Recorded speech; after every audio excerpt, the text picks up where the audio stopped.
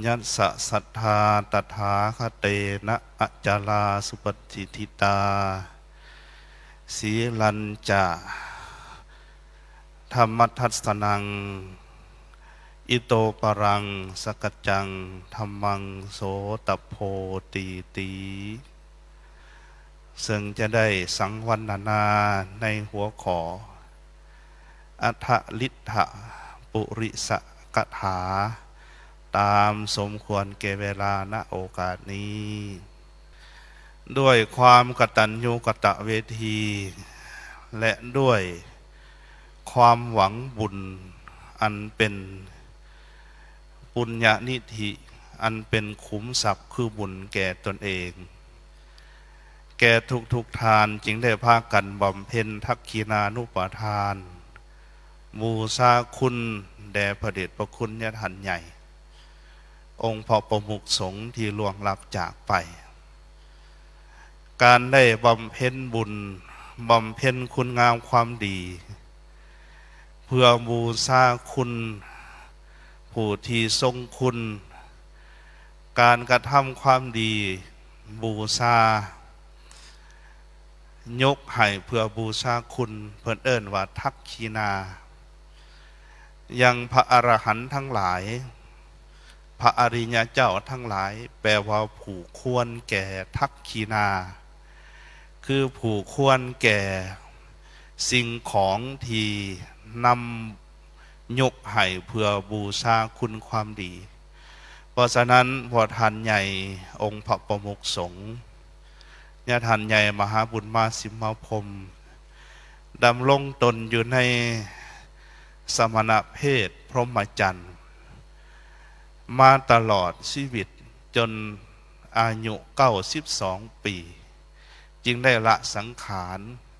จึงเป็นผู้ทรงไหวทรงคุณทั้งหลายมีศีลาสุตตติคุณวิริยาติคุณ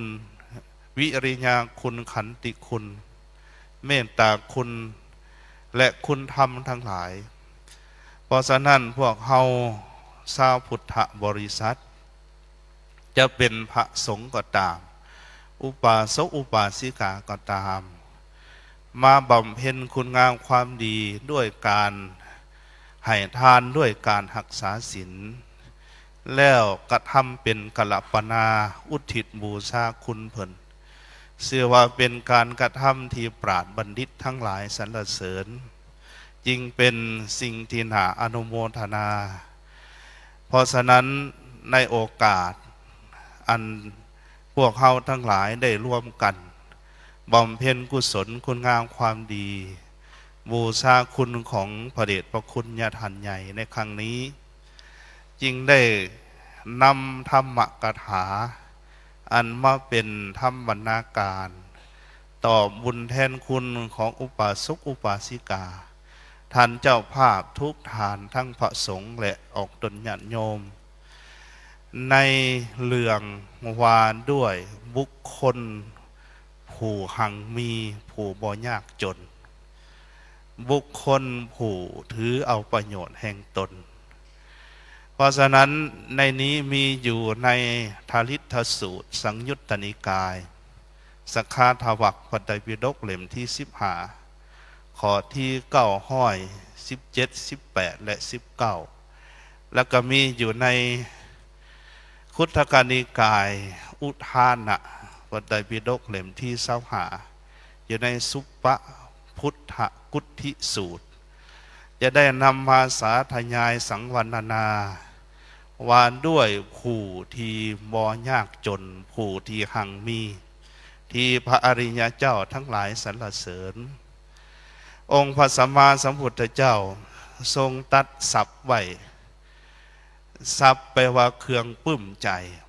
เฮ็ดให้ชนทั้งหลายผู้ใดมีศัพท์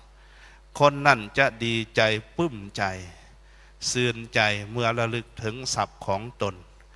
ศัพท์มีอยู่2ประการใหญ่ๆ1ศัพท์ภายนอกได้แก่วัตถุเข้าของเงินคำทั้งหลายให้หน้าหัวสวนญาติพี่น้องพวกพ้องเพื่อนมิตรบริวารนี่จัดเป็นทรัพย์สมบัติภายนอก ทีนี้ทรัพย์สมบัติภายในได้แก่เงินอันได้แก่คุณธรรมทั้งหลายที่มีภายในตนองค์พระสัมมาสัมพุทธเจ้าได้ทรงตรัสไว้อยู่ในธริตสูตรนี้พระองค์ได้ทรงตรัสเป็นพระคาถาดังได้ยกขึ้นมาเป็นอุเทศในเบื้องต้นนั้นว่ายัสสะสัทธาตถาคเตนะอาจาราสุปฏิทิตาดังนี้เป็นต้นแปลความว่าบุคคลผู้ใดมีความเหลื่อมใสในพระ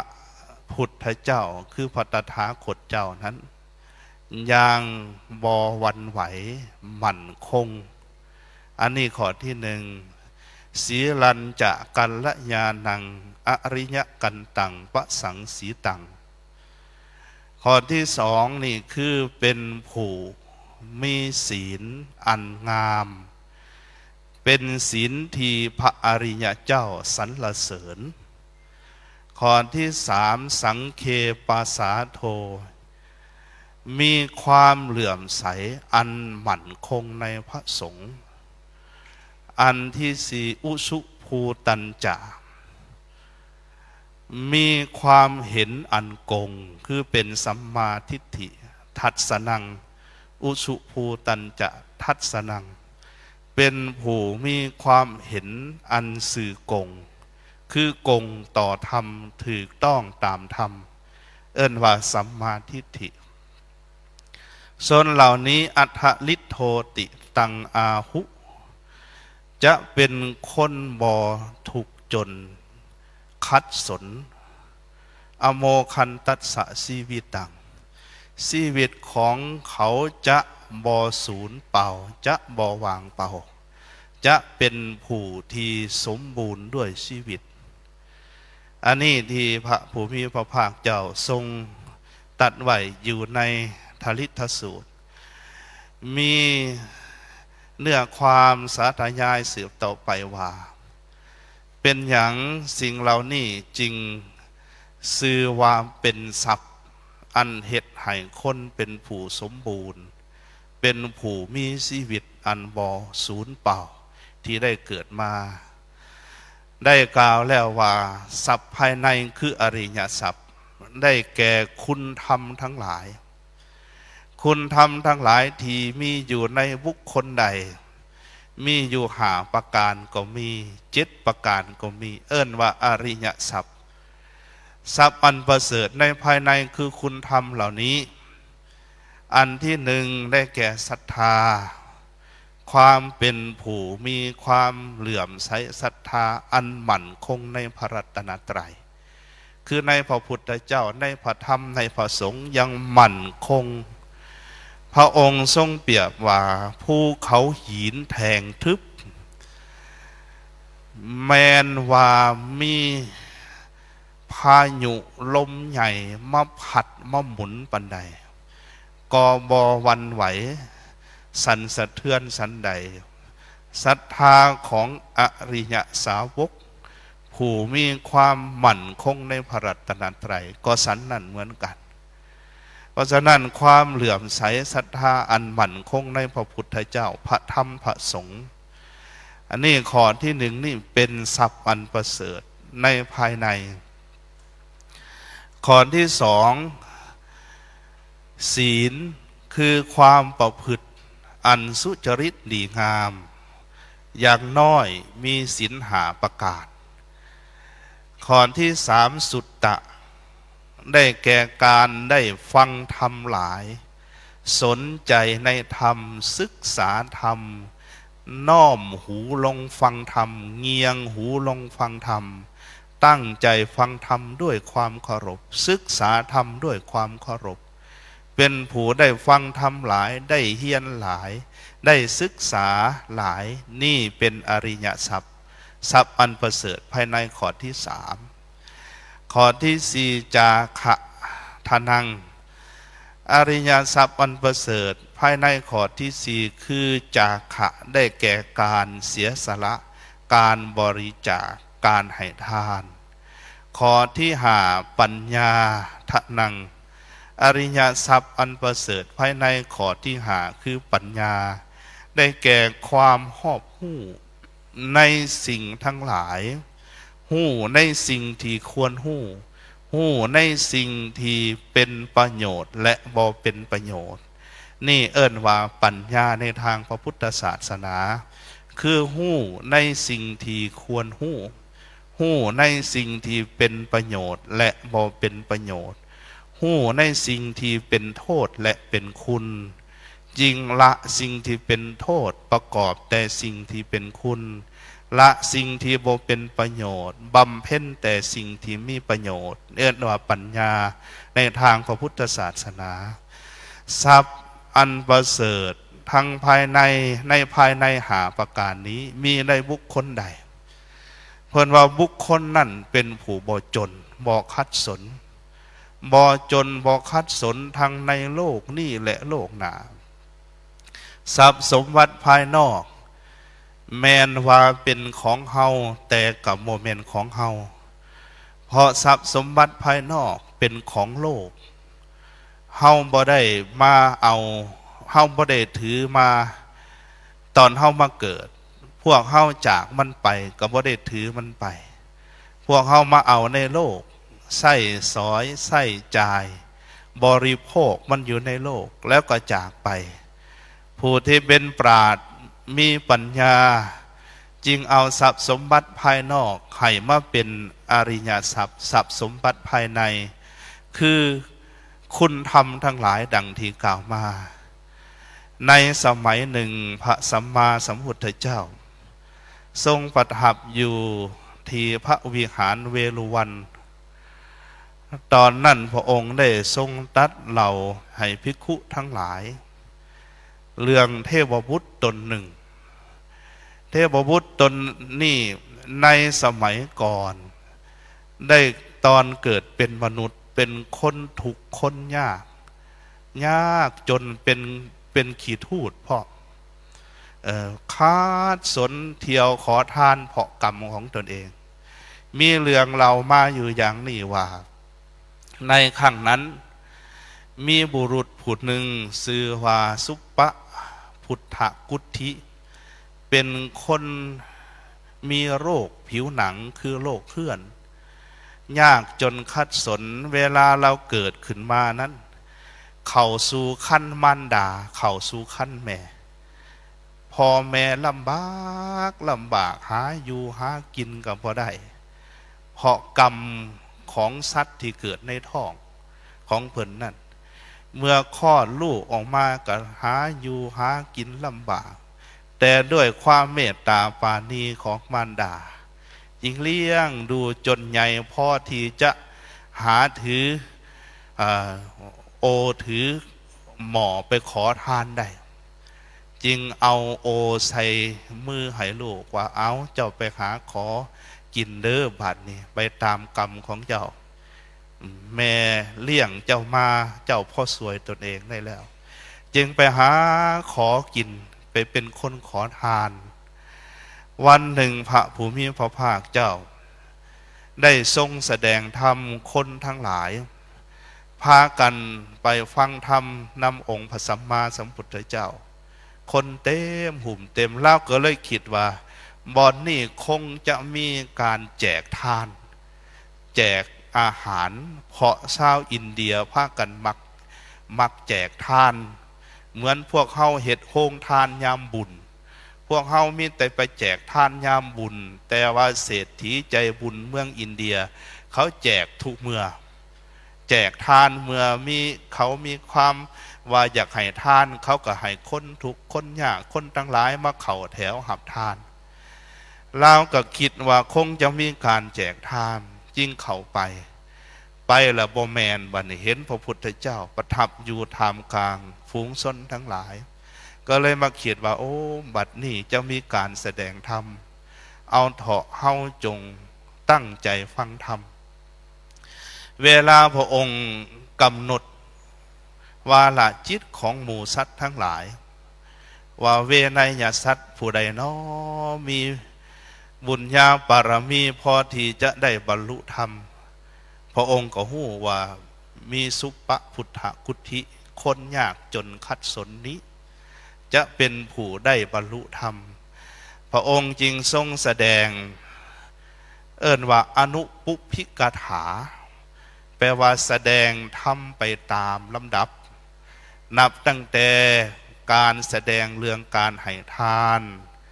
ว่าทานกถา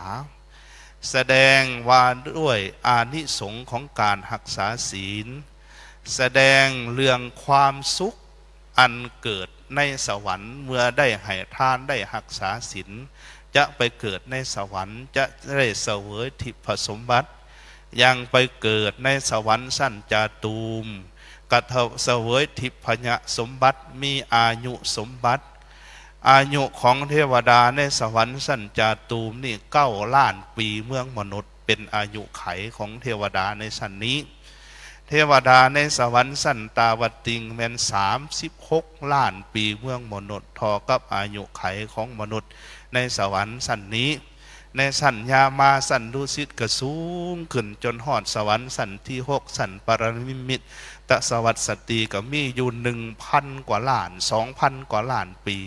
เมืองมนุษย์เป็นอายุไขอันนี้ว่าด้วยอายุทิพย์วันณะทิพย์สุขทิพย์ยศทิพย์อธิปไตยทิพย์หลังจากนั้นพระองค์กับพรรณนาอาทีนวกถาว่าด้วยโทษของการติดอยู่ในกามกามมาสุขคือความสุขอันเกิดจากการบริโภคกาม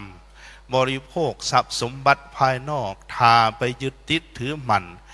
แม้นว่ามีความสุขอยู่แต่ก็มีความทุกข์หลายเพราะทุกข์จากความแก่ความเจ็บและความตายพร้อมด้วยความผัดภาคจากสิ่งเหล่านั้นจึงบอกควรที่จะยึดติดถือมันเพราะมันจะนำถูกนำโทษมาให้อันนี้กล่าวถึงโทษของกามต่อไปจึงกล่าวสรรเสริญการหลีกออกจากกามเพื่อว่าเนกขัมมกถาเมื่อใดจิตของสุปพุทธกุฏินี่อ่อนนวลควรแก่การงานผ่องใสปราศจากนิวรณ์พระองค์จึงทรงประกาศพระธรรมเทศนาอริยสัจสี่ประการเมื่อพระองค์ทรงแสดงธรรมจบลงคนยากคนจนคนยากให้เพิ่นเอิ้นว่าทลิตมนุษสะทลิตโทมนุษสะกะปโนมนุษสะวลาโกผู้ที่เป็นคนยากจนคัดสนเป็นคนยากให้กำผ้าผู้นี้ได้บรรลุธรรมเป็นพระโสดาบันได้ดวงตาเห็นธรรมธรรมจักขุอันปราศจากทุลีมุนทินได้เกิดขึ้น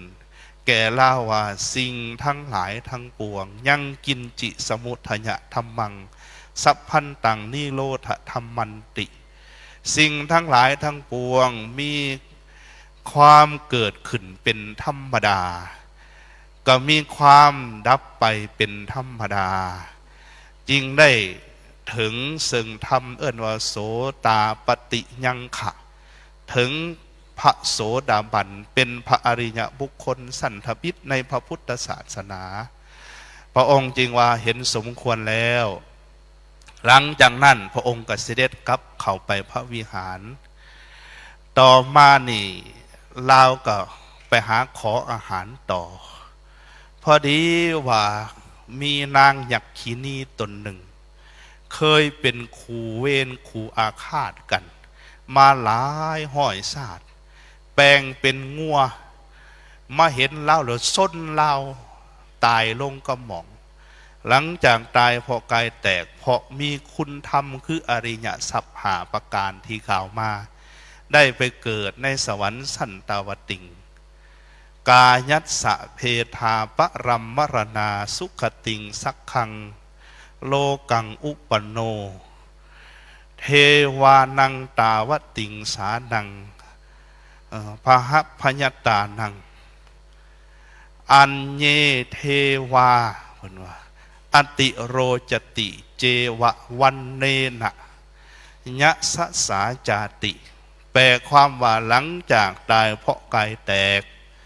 จึงได้ไปเกิดในสวรรค์สั้นตาวติงด้วยคุณธรรมอันประเสริฐอริยทรัพย์ที่มีอยู่ในตนนั้นเฮ็ดให้เป็นผู้คุงเฮืองสว่างไสวกว่าเทวดาทั้งหลายด้วยวรรณะและด้วยหยดอันนี้คือว่าด้วยสุปพุทธกุฏิเป็นอย่างลาวจริงได้มาเกิดเป็นคนถูกคนยากเป็นคนคัดจนยากสนจังยากจนคัดสนเสียนั้นอันนี้ก็บ่พ้นไปด้วยวิบากแห่งกรรมพวกเฮาหมู่สัตว์ทั้งหลายบ่แม่นมีแต่มนุษย์บ่มีผู้ใดอยู่เหนือกรรมได้บ่มีอันใดที่จะเกิดขึ้นมาลอยๆทุกอย่างล้วนแต่มีเหตุมีปัจจัย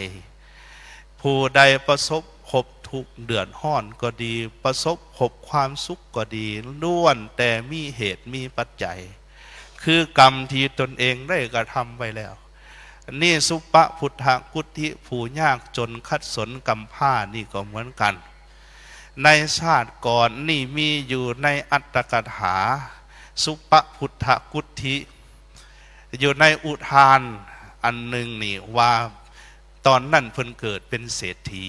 แต่ว่าอยู่ในทลิทสูตรสังยุตตนิกายว่าเพิ่นเกิดเป็นพระราชาครั้งหนึ่งนี่เพิ่นเกิดเป็นพระราชาออกไปเสด็จเลียบพระนครชนทั้งหลายพากันซื่นชมในสิริสมบัติของพระราชาในความเป็นใหญ่ของเพิ่นหอมล้อมตอนนั้นพระปัจเจกโพพนามวาตะขระสีขีได้มาสู่สถานที่นั้นชนทั้งหลายเหลื่อมใสศรัทธาในพระปัจเจกโพพากันหันไปไหวไปสักการะเพิ่นเกิดคัตติยมานะถือตนว่าตัวเองเป็นใหญ่ตัวเองเป็นพระราชาตัวเองมีอำนาจตัวเองมียศตัวเองมีทรัพย์สมบัติจึงเกิดจิตดูถูกยังพระปัจเจกโพนั่นมาคนจนคนขอทานคนอยากให้ขี่เฮื่อนนี่มาอย่างอยู่บ่อนนี้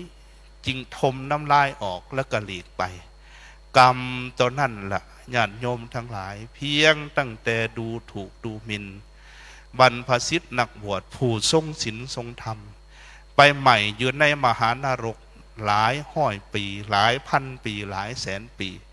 วิบากกรรมอันยังหลงเหลืออยู่เกิดขึ้นมาแต่ละภพแต่ละชาติจึงเป็นคนกำพร้ายากจนคัดสนเป็นคนให้เหมือนดังที่ตนเองได้ดูถูกดูหมิ่นเหยียบหยามด้วยจิตอันเป็นบาปไว้ในครั้งนั้นแต่ด้วยพระสัมมาสัมพุทธเจ้าว่าบุคคลผู้นี้สัตทังสมาธิญิสีลังสมาธิญิจากสุตตังสมาธิญิจากขังสมาธิญิปัญญังสมาธิญิด้วยว่าบุคคลผู้นี้เป็นผู้ได้หมั่นคงอย่างยิ่งยึดหมั่นคงอย่างยิ่งในพระรัตนตรัยมีศรัทธามีศีลมีสุตตะมีปัญญาคันเป็นผู้มั่นคงมีคุณธรรมคือศรัทธาศีลสุตตะจาคะและปัญญานี่แล้วจึงเป็นผู้ได้ไปสู่ไตรทิพย์เป็นผู้มีสัมโพธิคือการตัดสหูธรรมเป็นเบื้องหน้าได้แก่การถึงพระโสดาบันเพราะฉะนั้นการที่พวกเขาทั้งหลายได้เพิ่มพูนองค์พระสัมมาสัมพุทธเจ้าพระองค์จึงทรงตัดย่ำไว้อีกว่าตัดสมาสัทธันจะสีลันจะธรรมทัศนังอนุญยุนเสทะเมทาวีสรังพุทธศาสนันติแปลว่าเพราะฉะนั้นหมู่ชนทั้งหลายจงพากันเพิ่มพูนศรัทธาจงพากันเพิ่มพูนศีล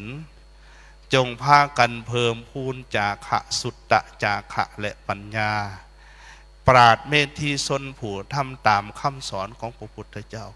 ต้องเพิ่มพูนคุณธรรมทั้งหลายเหล่านี้พระองค์จึงทรงอุทานขึ้นอยู่ในอุทานคุตกนิกายว่าจักขุมาวานีนะมานีนะผู้ที่มีจักขุผู้ที่มีตาวิชมาเนปรักกเมปันทิโตสีวะโลกัสสมิงปาปานิปริวัตชเยแปลความว่าปราดบัณฑิตในโลกนี้ผู้ที่มีความภาคเพียรบากบั่นอยู่จงละซึ่งบาปกรรมทุกอย่างเหมือนกันกับคนตาดีเว้นจากหนทางที่มันขลุกขลักเพราะฉะนั้นพวกเขาได้บำเพ็ญบุญกุศลบูชาคุณความดีของพระทานพระทานได้กระทำศรัทธาศีลจาคะสุตตะปัญญาของเพิ่นได้อย่างมั่นคงในพระพุทธศาสนาจึงดำลงตนอยู่ได้ตลอดชีวิตในธรรมวินัยพวกเราทั้งหลายก็จงพากันเพิ่มพูนอริยทรัพย์ทั้งหลายเหล่านี้ให้ยิ่งขึ้นไปละเว้นจากบาปทั้งปวงบำเพ็ญกุศลทั้งหลายและทำจิตใจของตนเองให้บริสุทธิ์พุทธผ่องก็จะเป็นผู้มั่นคงเข้าถึงสัมโพธิในเบื้องหน้าอย่างแน่นอนเพราะฉะนั้นธรรมกถาว่าด้วยทะลิทธะอัทลิทธะมนุษย์ปุริโสว่าด้วยบุคคลผู้บ่ยากจนมาได้สังวรรณนามาสมควรแก่เวลาที่สุดแห่งธรรมกถานี้ขออนุโมทนาและขอน้อมเอายังคุณพระรัตนตรัยอันประเสริฐคุณแห่งบุญกุศลและความกตัญญูกตเวทีของท่านเจ้าภาพทุกท่านทั้งพระสงฆ์ครูบาอาจารย์และออกตนญาติโยมการนำผักหลัดครอบครัวการนำผักหลัดจงรวมลงเป็นเตสะเดชอนุภาพกระทำเป็นกัลปนาผลขออุทิศบูชาคุณญาทานใหญ่ถาวิญญาณวิถีของญาทานยังหำผู้จงอนุโมทนาบุญกุศลนำลูกเต่าศิษย์โยมออกตนญาติโยมทุกทานแล้วไปสู่สัมปรายภพอันดีงามประเสริฐและขอบุญกุศลทั้งหลายเหล่านั้นจงย่อนมาหาทุกทานให้พากันอยู่ดีมีสุขอโรโคโหตุอย่ามีโรคอย่ามีภัยสุขิโตโหตุขอให้มีแต่ความสุขความเจริญสิทธิกิจจังขอให้สำเร็จในธุรกิจทั้งหลายสิทธิกัมมังขอให้สำเร็จในหน้าที่การงานทั้งปวงสิทธิลาโภชโยนิจจังให้โชคให้ไสเจริญการกุงหุงเครื่องตลอดไปทุกทานเทินเอวังก็มีด้วยประกาศนี